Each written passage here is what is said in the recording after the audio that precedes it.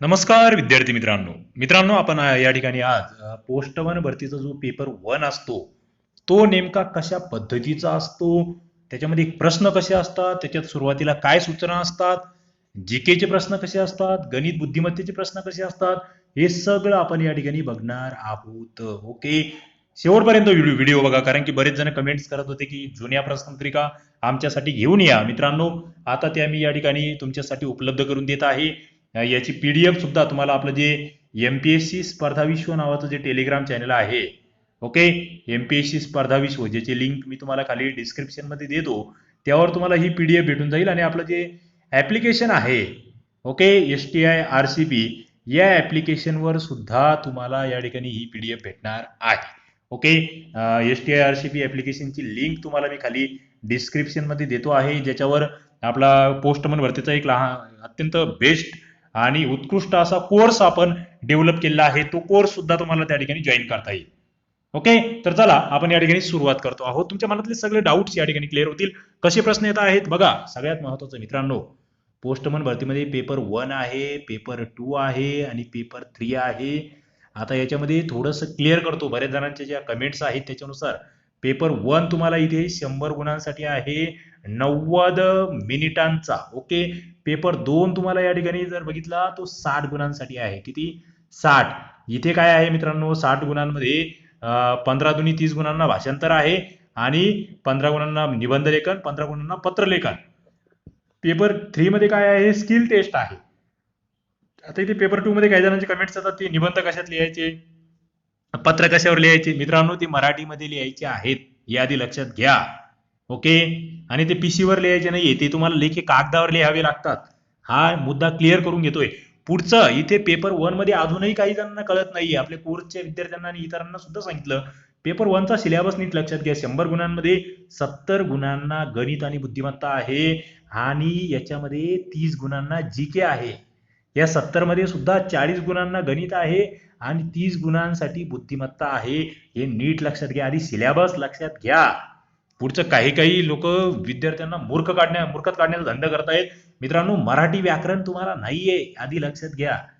Postman MTS mail guard साठी मराठी व्याकरण हा घटक नाही, इंग्रजी व्याकरण हा घटक नाही. हे नीट सांगतोय, नीट ऐका. पुन्हा पुन्हा मग त्याच्यावर कन्फ्यूज होऊ नका. इथे काय आहे, मराठी आणि इंग्रजीचा शब्दसंग्रह, तो सुद्धा काय ट्रान्सलेशन तुम्हाला जमलं पाहिजे. जे पारिभाषिक शब्द म्हणतो का आपण, त्याच्यातून कसे शब्द येतात तेही मी तुम्हाला इथे घेतोय. पेपर 2 ची सुद्धा प्रश्नपत्रिका माझ्याकडे आहे, तुम्ही या चॅनलला सबस्क्राईब करून ठेवा. त्याचा याच्यानंतर आपलं या ठिकाणी लाईव्ह लेक्चर होईल आणि तुम्हाला पेपर 2 मध्ये नेमकं काय येतं, कशा पद्धतीने निबंध येतात, पत्र येतात, भाषांतर येतात, ते सगळं जुना या ठिकाणी पोस्टमन भरतीचा झालेला पेपर तुमच्या समोर मी घेऊन येणार आहे. आणि आपलं जे ऍप्लिकेशन आहे त्याची लिंक खाली मी देतोच आहे, ते डाउनलोड करून ठेवा. तुमचं पोस्टमन भरतीला तुम्हाला खूप काही फायदेशीर मटेरियल त्या ठिकाणी बरंचसं फ्रीमध्ये भेटणार आहे. कोर्स जॉईन केला तर तुम्हाला बरेचसे मुद्दे इतरांपेक्षा जास्त भेटणार आहेत त्या ठिकाणी, टेस्ट असतील किंवा इतर व्हिडिओज असेल. चला सुरुवात करूया. बघा, प्रश्नपत्रिकामध्ये तुम्हाला स्वतःचं नाव वगैरे लिहायचं आहे. सूचना काय असतात बघा, इंग्रजी आणि हिंदीमध्ये वर सूचना आहे, मात्र खाली पेपर पुढे मित्रांनो मराठीमध्ये आहे. आधी लक्षात घ्या, पेपर 1 तुम्हाला तुमच्या लोकल लँग्वेज मध्ये देता येणार आहे, मराठी भाषेमध्ये देता येणार आहे. आणि सगळ्यात महत्वाचं सांगतोय, पेपर 1 मध्ये जर तुम्ही या ठिकाणी 70 ते 75 पर्यंत स्कोर केला मित्रांनो, माझा विद्यार्थी या ठिकाणी 80 ते 85 प्लस स्कोर करणार आहे. त्या पद्धतीने मी तयारी करून घेतोय. मात्र इथे तुम्ही जितकी जास्त लीड घेणार, तुम्ही जर कट ऑफच्या मित्रांनो एक 5 ते 10 मार्क्स जास्त पाडलेत पेपर 1 ला, तर तुमचं सिलेक्शन पक्का आहे. कारण की पेपर 2 आणि 3 फक्त क्वालिफाईंग आहे, त्याचे मार्क्स फायनल पकडले जाणार नाही, हे लक्षात घ्या. मात्र पेपर 3ही पेपरची तुम्हाला तयारी चांगली करायची आहे. पेपर 1 तुम्हाला 80 प्लसचं टार्गेट ठेवायचं आहे. अहो सरळ सांगतोय, पोलीस भरती करत असाल तुम्ही, सरळ सेवा आणि MPSC, तुम्हाला गणित बुद्धिमत्ता तिकडेही करायचं आहे, जीकेचा अभ्यास तिकडेही करायचा आहे, इकडेही करायचं आहे, सगळं सोपं आहे. आणि इथे सुद्धा पुन्हा सांगतो, 70% वर्ग हा फॉर्म भरणाऱ्यांमध्ये पोलीस भरती, सरळ सेवा, MPSC चे विद्यार्थी असणार आहेत 70%. 30% असे असणार जे पूर्णतः फक्त पोस्टमन भरतीची तयारी करतात. त्याच्यामध्ये मुख्यतः MTS वाले जास्त असणार या 30% मध्ये, की आम्ही 10वीवर आहे, आम्हाला फक्त तेवढाच चान्स आहे. मित्रांनो, नीट लक्षात घ्या, नीट समजून घ्यावं लागेल, हे शक्य आहे आणि अत्यंत कमी वेळेमध्ये खूप चांगल्या पगाराचा जॉब तुम्हाला या ठिकाणी भेटणार आहे. ओके, काय काय निर्देश आहेत बघा, ही नीट वाचावं लागेल, याच्यावर नीट काम करावं लागेल आपल्याला. आता ही प्रश्नपत्रिका जर बघितली, जुन्या पेपर आहे हा, इथे 50 वस्तुनिष्ठ प्रश्न होते, मात्र आता मित्रांनो ही संख्या 100 वर गेलेली आहे, हे लक्षात घ्या. ओके, अपना उत्तर लिखना प्रारंभ करने से पहले अपनी प्रश्न पुस्तिका की भली भाती जांच करे. तुम्हाला पेपर घेतल्याबरोबर आधी बघायचंय माझ्या पेपरमध्ये सगळे 100 प्रश्न आहेत का, त्याच्यानंतर ते सगळे व्यवस्थित आहे का ती बघून घ्यायचे आहे. जे त्या ठिकाणचे कक्ष निरीक्षक आहे त्यांच्याद्वारे ते सगळं खात्री करून घ्यायची आहे. आणि त्याच्यात जर काही कमी जास्त असेल तर पर्यवेक्षकाकडून त्या ठिकाणी ती प्रश्नपत्रिका जी आहे ती तुम्ही बदलावून घेऊ शकतात, मात्र नंतर तुम्हाला त्याच्यावर काही करता येणार नाही. आता पुढचा मुद्दा काय आहे, इंग्रजी आणि हिंदीमध्ये याचे काही अनुवाद जर असेल, त्याच्यात काही भिन्नता असेल तर इंग्रजी अनुवाद जो आहे तो फायनल मानला जाईल असं म्हटलेलं आहे, हे नीट लक्षात घ्या. आता पुढे जर बघितलं, एक वस्तुनिष्ठ प्रकार प्रश्न कशा पद्धतीचे असेल त्याच्यासाठी हा प्यारा फार महत्वाचा आहे. बऱ्याच जणांना आहे ना हे बेसिकच माहित नाही हो, आणि आम्ही वाचत नाही, आम्ही ऐकत नाही, आम्ही तुमच्यासाठी एवढी लेक्चर बनवतो आहे, मग ते लेक्चर तर शेवटपर्यंत बघितले पाहिजे की नाही. लेक्चरमध्ये माझ्या सगळ्या प्रश्नांची उत्तर तुमच्या भेटणार आहेत. जर तुम्ही लेक्चर न बघता मला व्हॉट्सअपला मेसेज करत असाल ज्याचं उत्तर लेक्चरमध्ये आहे तर तुम्हाला उत्तर भेटणार नाही. मग नंतर तिथे मेसेज टाकायचं नाही की सर आमच्या प्रश्नांचे उत्तर आम्हाला भेटत नाही. इथे 10-10 तासाचे व्हिडिओज बनवलेले आहेत तुमच्यासाठी, त्याच्यामध्ये सगळ्या प्रश्नांची उत्तर देतोय मी. हे विशेषतः कोर्सच्या विद्यार्थ्यांना बोलतोय, कारण कोर्सच्या विद्यार्थ्यांना काय वाटतं, आम्ही ऍडमिशन घेतलंय, आम्ही काही प्रश्न विचारेल आणि त्याची यांनी उत्तर दिले पाहिजे व्हॉट्सअपला. ही व्हिडिओ कोणासाठी बनवतोय मी, आधी व्हिडिओमध्ये बघा ना. 2-2 तासाचे 50 मिनिटाचा व्हिडिओ बनवला आहे, फॉर्म कसा भरायचा, त्याच्यामध्ये ज्या प्रश्नांची उत्तर आहेत तेच जर तुम्ही व्हॉट्सअपला 4दा विचारत असाल, तुम्हाला कोणी उत्तर देणार नाही. तुम्हाला ते आम्हाला ते तितकेच कामं नाहीये, आम्हाला अभ्यासही करायचा आहे, तुम्हाला शिकवायचंही आहे, त्याच्यामुळे अजिबात तिथे विषय नसणार. नाहीतर मग ते तुमचा नंबर तुम्हाला माहित आहे ब्लॉक होणार. ओके, हे या व्हिडिओमध्ये सांगतोय. ज्यांना ज्या प्रश्नांची उत्तरं मी लेक्चरमध्ये दिलेले आहेत तेच प्रश्न जर रिपीट तुम्ही त्या ठिकाणी व्हॉट्सअपला मेसेज करून विचारत असाल तर तुमचा नंबर ब्लॉक होईल. ओके, पुढे जातोय मी. बघा, एक वस्तुनिष्ठ प्रकारची ही परीक्षा आहे, आधी लक्षात घ्या. याच्यामध्ये तुम्हाला एबीसीडी असे 4 ऑप्शन असणार आहे. त्याच्यामध्ये तुम्हाला एकच उत्तर जे योग्य आहे ते हे करायचं आहे. OMR शीट तुमच्या समोर असणार आहे आणि याच्या ठिकाणी तुम्हाला त्या ठिकाणी बऱ्याच गोष्टी पुढे दिलेल्या आहे की एकच उत्तर योग्य आणि त्याच्यावर व्यवस्थित पद्धतीने गोल तुम्हाला करावा लागणार आहे. आता पुढचा प्रश्न बघा, प्रश्नों के उत्तर देने के लिए आपको वीक्षक द्वारा अलग से OMR उत्तर पत्रक दिया जाएगा. बरोबर आहे, एक प्रश्नपत्रिका असणार आहे, त्याच्यासोबत दुसरी उत्तरपत्रिका असणार आहे. उत्तरपत्रिकेवर तुम्हाला तुमचं नाव असेल, रोल नंबर, प्रश्नपत्रिका, त्याचं शृंखला एबीसीडी काय संच आहे तो, या सगळ्या बाबी लिहाव्या लागणार आहेत. ओके, ते जर तुम्ही नीट लिहिलं नाही तर तुमची उत्तरपत्रिका तपासल्या जाणार नाही, हा मुद्दा लक्षात घ्या. आता पुढे OMR उत्तर पत्रक उत्तर को चिन्हित करने तथा बॉक्स को भरने के लिए केवल काली नीली शाही के बॉल पॉइंट पेन का ही प्रयोग करें. आता या ठिकाणी बघा, मात्र आता आगामी जी परीक्षा तुमची होणार आहे त्या परीक्षेमध्ये नेमकं कोणता पेन वापरण्यास सांगितलं आहे त्या ठिकाणी त्या वेळेस तुमच्या हॉल तिकीटवर त्या सूचना असणार आहेत, तेव्हा त्याच्यानुसार तुम्हाला जावं लागेल. ओके, हा जुना पेपर आहे, नियम बदलू शकतात, त्यानुसार पुढे जा. मित्रांनो, इथे आणखी एक मुद्दा लक्षात घ्या. काही तुम्ही त्या ठिकाणी खाडाखोड केलेली असेल तर त्या ठिकाणी तो प्रश्न त्याचं तुमचं उत्तर जे आहे ते रद्द केलं जाईल. चला, आता आपण या ठिकाणी जातो आहे डायरेक्टली काही प्रश्नांकडे. मी तुमच्यासाठी काही निवडक प्रश्न घेतलेले आहेत आणि तुम्हाला याच्यावरून कळणार आहे नेमकं मित्रांनो आलेले पेपर आहेत, प्रिव्हियस क्वेश्चन पेपर म्हणतोय मी याला, बरोबर, कशा पद्धतीचे प्रश्न येतात हे एकदा लक्षात घ्या. कारण की जे कोर्सचे विद्यार्थी आहे यांच्यासाठी मी 5 ते 10 टेस्ट बनवणार आहे. हे मागील जे आलेले प्रश्न आहे यांना धरून थोडेसे संभाव्य पेपर. आता तुम्ही प्रॉपरली या ठिकाणी कशा पद्धतीचे प्रश्न त्या ठिकाणी पोस्ट मन जुन्या पेपरला विचारलेले आहेत ते बघा, तुमच्या लक्षात येईल. ओके, या ठिकाणी बघा प्रश्न काय आहे. पहिला प्रश्नाची लांबी किती मोठी आहे ते आधी लक्षात घ्या. तुम्ही पोस्टमन, मेलगार्ड आणि MTS साठी पेपर देत असाल तर तुमच्या लक्षात येईल की अरे प्रश्न किती मोठा असू शकतो. ओके, बघा, रेल्वे डाक सेवेचे स्थिर ऑफिस ज्या ठिकाणी संलग्न शिक्षणशी कामाची कागदपत्रे, वर्क पेपर्स बनवली, तपासली, रेकॉर्डवर ठेवली जातात आणि त्या सेक्शनला आवश्यक सर्व प्रकारचे फॉर्म्स, थैल्या आणि स्टेशनरी पुरवली जाते, त्या ऑफिसला काय म्हणतात असं म्हटलेलं आहे. मित्रांनो, तुमच्या समोर या ठिकाणी प्रश्न आहे. तुम्हाला मी जे पोस्टा संदर्भात तुम्हाला बोललो होतो, पोस्ट ऑफिस संदर्भात विशिष्ट नॉलेज तुमच्याकडे असलं पाहिजे. त्याच्या संदर्भात काही प्रश्न तुम्हाला, हे म्हणजे 100 पैकी जे 30 प्रश्न आहेत ना, त्या 30 मध्ये 2 ते 3 प्रश्न तुम्हाला स्पेशली पोस्ट विभागावर विचारले जातील. ओके, मग ते तुम्हाला या ठिकाणी थोडंसं करून ठेवावं लागेल. 4 ऑप्शन्स या ठिकाणी आहे. आता याचं उत्तर जर बघितलं, रेकॉर्ड ऑफिस आपण या ठिकाणी देऊ शकतो. पुढे जातोय मी. बघा, कोरोना विषाणूमुळे ज्या रुग्णाची प्रकृती गंभीर आहे अशा रुग्णांना COVID-19 मधून बऱ्या झालेल्या रुग्णांचे रक्त संक्रमित करण्याच्या वैद्यकीय चाचणीचे नाव काय आहे? मित्रांनो, आपण बघतो आहोत सध्या कोविडचं या ठिकाणी प्रसार चालू आहे. याच्यामध्ये तुमचं जे जनरल पेपर वाचन म्हणतोय आपण चालू घडामोडी ते तुम्हाला माहीत असलं पाहिजे. ओके. मग तुम्हाला कळेल की बाबा चला या ठिकाणी समजा मी कोविड पॉझिटिव्ह आहे. आता मी उद्या बरा झालो. मी बरा झाल्यानंतर माझ्या शरीरातलं जे रक्त आहे त्याच्यामध्ये काही अँटीबॉडीज तयार होतात. वेगळ्या प्रतिकार शक्ती तयार होतात. आणि मग एखादा पेशंट जर त्या ठिकाणी नंतर एखाद्याची प्रकृती गंभीर झाली तर त्याला जर माझं रक्त त्या ठिकाणी त्याला प्लाझ्मा थेरपी असं नाव आहे. ओके. तर ते माझ्या रक्ताचे काही नमुने त्याला दिले तर त्याच्यामध्ये ती प्रतिकार शक्ती जाते आणि तो पेशंट लवकर बरा होतो. हे लक्षात घ्या. ओके. पुढे जातोय मी. आता प्रश्न बघा, एक करंटवर आला, एक पोस्टमन खात्या संदर्भातला आला, पोस्ट खात्या संदर्भात. पुढचा प्रश्न आहे इतिहासावर. म्हणजे मी तुम्हाला काय करतो या ठिकाणी विषयवाईज प्रश्न कसे येतात बघा. अखिल भारतीय काँग्रेस समितीच्या मुंबई येथील अधिवेशनामध्ये करा किंवा मरा अशी घोषणा देऊन छोडो भारतचा ठराव कोणी मंजूर केला? मित्रांनो, किती सोपे प्रश्न आहेत. तुम्हाला मी क्रमिक पुस्तकं शिकवलेली आहेत बघा. तुम्हाला मी ई बुक्स दिलेले आहेत जे आपले याचे विद्यार्थी आहेत ना, कशाचे कोर्सचे विद्यार्थी आहे ना, आपल्या ऍप्लिकेशनला जे जॉईन आहेत, तुम्हाला ई बुक्स दिले बरोबर. ई बुक्स प्रत्येकाला दिले आहेत. तुम्हाला ते तिथून ओपन करून वाचू शकतात ऍप्लिकेशनवर.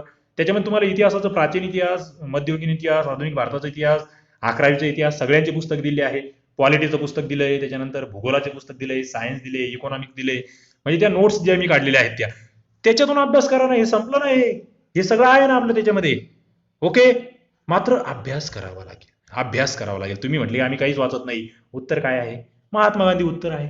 छोडो भारत चले जाओ चळवळ. ओके. पुढे जातोय मी. पुढचा मुद्दा. आता या ठिकाणी जर बघितलं तुम्ही इथे लहान लहान प्रश्न तयार होतात. मग उद्या तुम्हाला असं येईल, सुभाषचंद्र बोस हे कोणकोणत्या अधिवेशनाचे अध्यक्ष होते सांगा. जवाहरलाल नेहरू हे कोणत्या अधिवेशनाचे अध्यक्ष होते? जयप्रकाश नारायण हे नेमकी कोणत्या आंदोलनाशी संबंधित आहे? महत्वाचे मुद्दे. ओके. पुढे जातोय. आता पुढचा प्रश्न बघा. अहो 11वीच्या पुस्तकातून आलेला प्रश्न आहे हा मित्रांनो. 11वीचं पुस्तक मी पीडीएफ स्वरूपात सगळ्यांना फ्रीमध्ये उपलब्ध करून दिले आपल्या STI RCPI ऍप्लिकेशनला. आधी हे लक्षात घ्या. 11वीचं जुनं पुस्तक म्हणतोय मी, नवीन नव्हे जुनं पुस्तक. महाराष्ट्राचा इतिहास येलोरा लेण्या आपण बघितलं. याच्यावर मी लेक्चर घेतले. हे सगळे लेक्चर्स तुम्हाला कोर्सच्या विद्यार्थ्यांना हे सगळे लेक्चर 11वीचे जे लेक्चर्स आहे 11वीच्या पुस्तकावर जवळपास 35-40 लेक्चर्स मी घेतलेले आहेत, जे आता युट्यूबला उपलब्ध नाहीये. युट्यूबला ते प्रायव्हेट केलेले आहेत आपण, मात्र ते कोर्सच्या विद्यार्थ्यांना उपलब्ध आहेत इकडे. ओके. पोस्टमन भरतीच्या सगळे लेक्चर बघा 11वीच्या इतिहासाचे. 11वीच्या इतिहासाचं पुस्तकही वाचा, लेक्चर बघा, परफेक्ट. एकही प्रश्न चुकणार नाही. आता कोणतं विधान खरं नाही असं म्हटलेलं आहे येलोरा लेण्यासंदर्भात. आता विविध गोष्टी इथे बघा. पहिलं होतं येलोरा म्हणजे काय मित्रांनो? वेरूळच्या लेण्या. पहिलं होतं औरंगाबादमध्ये आहे महाराष्ट्रात. दुसरं होतं या लेण्या कालाचुरी, चालुक्य, राष्ट्रकूट यांनी बांधलेल्या आहे. त्याच्यानंतर होतं येलोरा लेण्या 6व्या आणि 9व्या शतकात बांधलेल्या आहेत. या लेण्या केवळ हिंदूंसाठी समर्पित आहे. मित्रांनो, लॉजिकल प्रश्न आहेत. लॉजिकल सोपे प्रश्न आहेत. लगेच लक्षात येतं अरे बाबा इथे फक्त हिंदू नाहीये, इथे बौद्ध जैन सगळ्यांचं त्या ठिकाणी मिश्रण झालेले आहेत. हे लक्षात घ्या लगेच. म्हणजे मी तुम्हाला रिअली सांगतो, याचा मी अभ्यास केलेला नाही. मी डायरेक्टली तुम्हाला हे उत्तर देतोय कारण की माझं तितकं वाचन आहे. मात्र तुमचं वाचन असेल तरच तुम्हाला हे जमेल. पुढचं बघा. आता या ठिकाणी थोडंसं तुम्हाला याचं हे असलं पाहिजे बघा. प्रश्न कशा संदर्भात आहे तो एकदा आपण बघूया. सरकारी कर्मचाऱ्याच्या हितसंबंधासंबंधी एखाद्या संघर्ष प्रकरणात खालीलपैकी कोणत्या घटकावर सर्वाधिकांनी थेट व त्वरित खीळ बसते?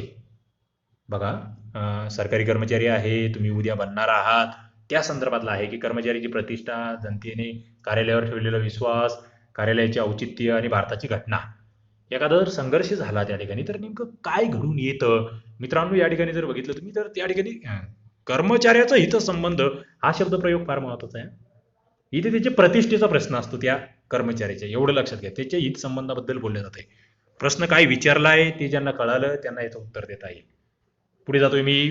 पुढचा प्रश्न बघा मित्रांनो. मी तुम्हाला आंतरराष्ट्रीय मुद्द्यांवर अभ्यास करायला सांगितला होता. GKच्या याच्यामध्ये मी आंतरराष्ट्रीय दिवस 2 ते 3 घेतलेले आहे.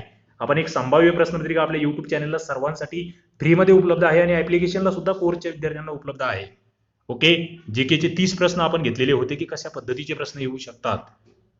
आता हे या ठिकाणी सरळ विचारलंय, आंतरराष्ट्रीय योग दिवस कधी साजरा केला जातो, केव्हा साजरा केला जातो? मित्रांनो, याचं उत्तर मला तुम्हीच द्या कारण की हे अत्यंत सोपं आहे. योग दिनामध्ये भारताचे पंतप्रधान जे आहेत नरेंद्र मोदी जी यांचं योगदान फार मोठं आहे. म्हणजे भारताकडून हा जगाला गेलेला योग दिवस आहे, आधी लक्षात घ्या.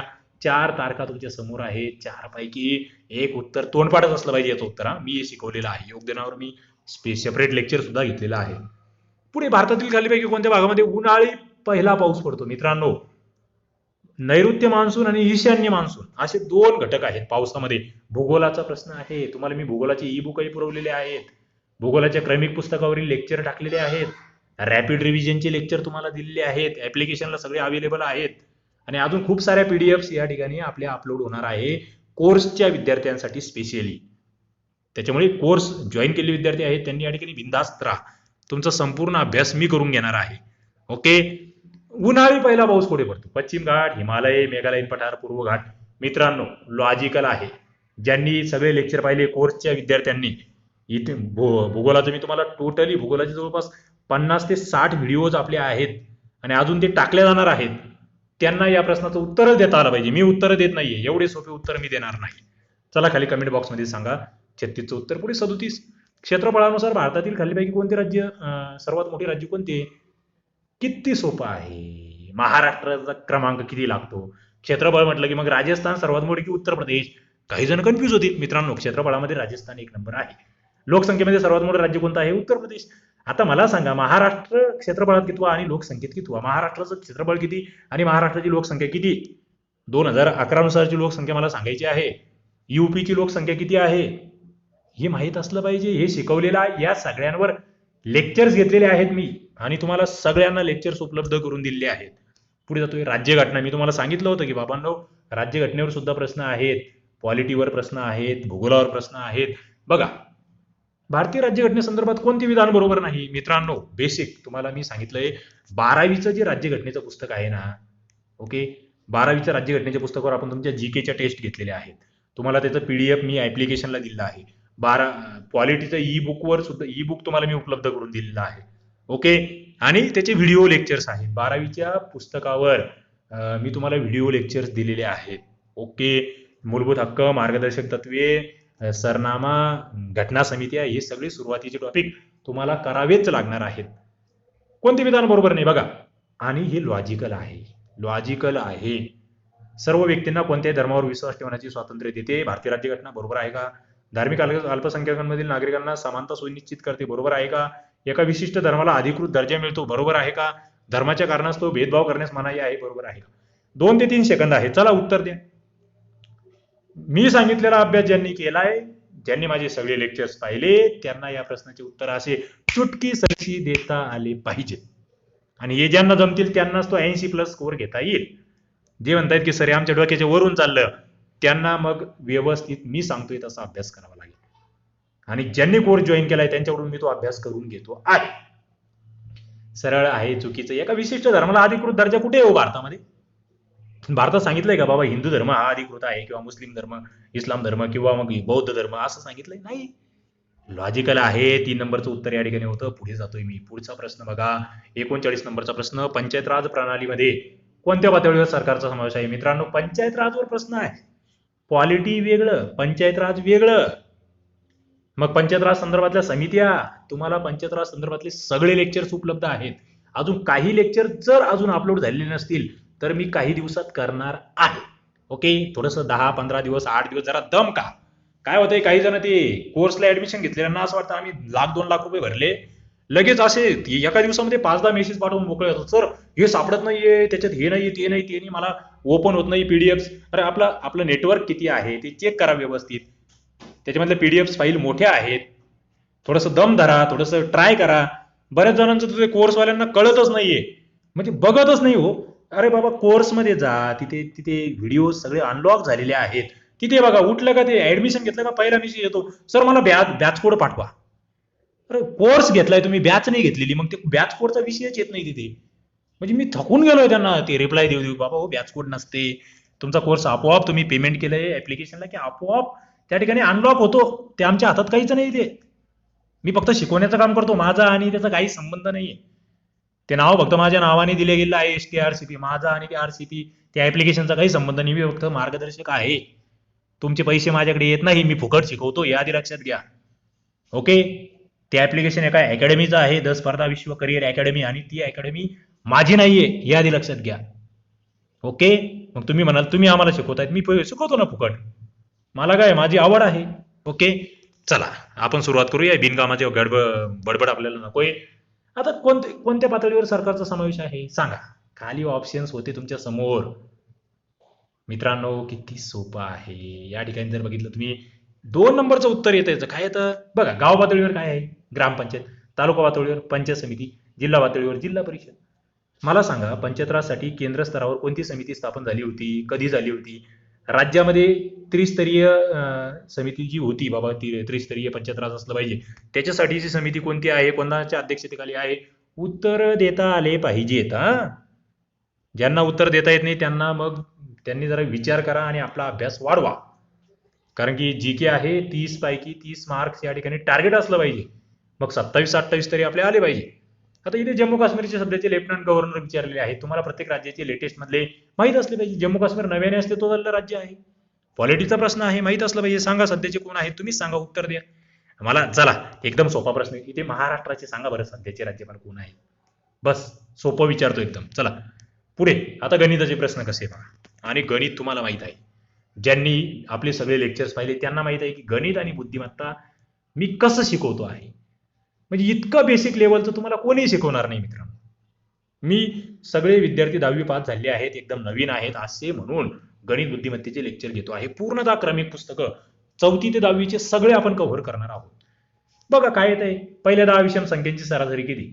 मित्रांनो हे सगळे लेक्चर्स तुम्हाला याच्या आधी झाले आहेत, याच्यावर होत राहणार आहे. पटपट उत्तर द्यायचं आहे. चला गणिताची उत्तर मी तुम्हाला इथे आता सोडवून दाखवत नाही. ओके. तुम्हाला या ठिकाणी काढायचं आहे. याचे सगळे सूत्र आहेत, याचे सगळे फॉर्म्युलेज आहेत. पटापट उत्तर द्या. चला पुढचं उत्तर या ठिकाणी संख्या ज्ञानावर प्रश्न आहे. हा, तुम्हाला संख्या ज्ञानावरती मी लेक्चर्स घेतलेले आहेत, आपल्या चॅनलला उपलब्ध आहेत आणि ऍप्लिकेशन मध्ये सुद्धा आहे. पुढे 42 नंबरचा प्रश्न.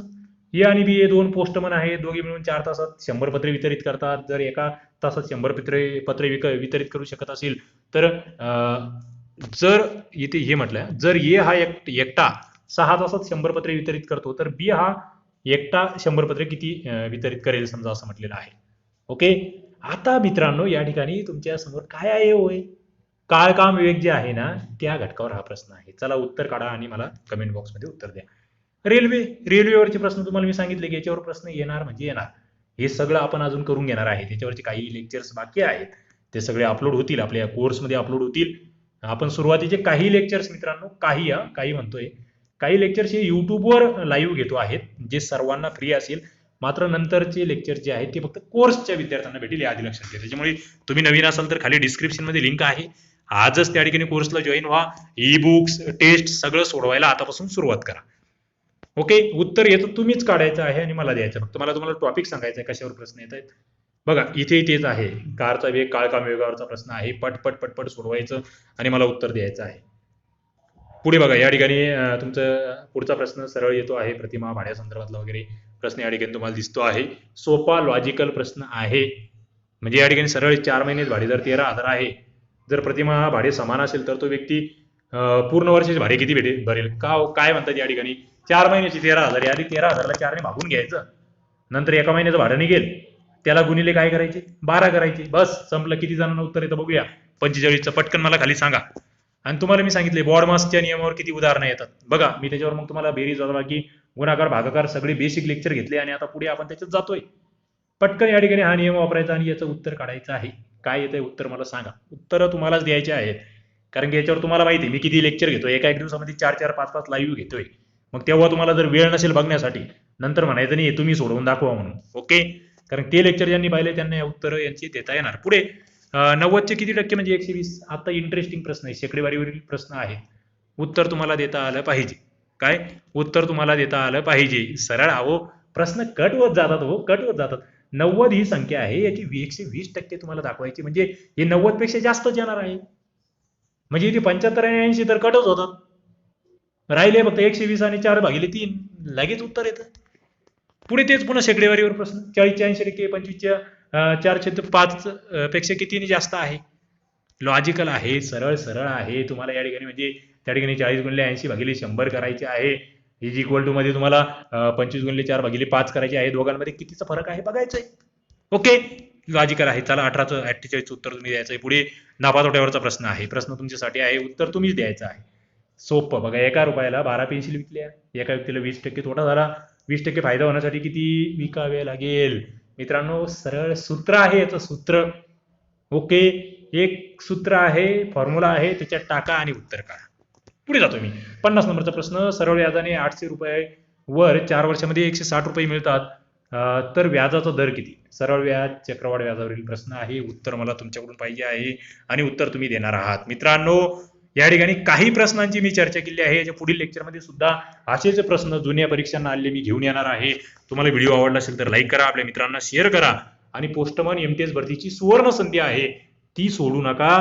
तुम्हाला थोडीशी मदत पाहिजे असेल तर आपलं जे STIRCP ऍप्लिकेशन आहे, ज्याची लिंक खाली आहे, ओके, डिस्क्रिप्शन मध्ये, त्याला जॉईन व्हा, कोर्सला जॉईन व्हा, आपल्या मित्रांना सांगा सध्या ऑफर चालू आहे आणि आपली पोस्ट पक्की करा. या ठिकाणी थांबतो. धन्यवाद.